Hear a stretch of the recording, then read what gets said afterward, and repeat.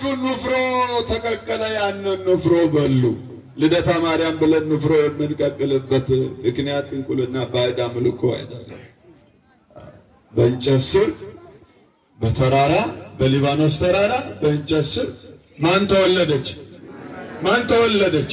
ምንም እንደ ሌሎች እናቶች ሐራየቱዳን ሌሎች እናቶች የመውለጃቸው ወራት ሲቀረብ ዝግጅት ያደርጋሉ አይደል? ቤተሰብ ዘመድ አዝማድ ይዘጋጃል አይደል? ሐናና ኢያቄም ምንም ሳይዘጋጁ ፈተና አገኛቸው። አሳዳጆች ተነሱ።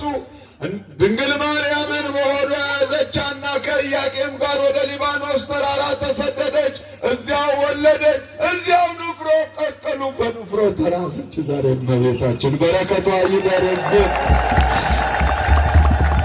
የጋ ኦዳና ሳይንተ ኮካ ኮክድ ቱኬስድ አችልረታ ቀማን ምታግዶን ሚዮገ ሻሬ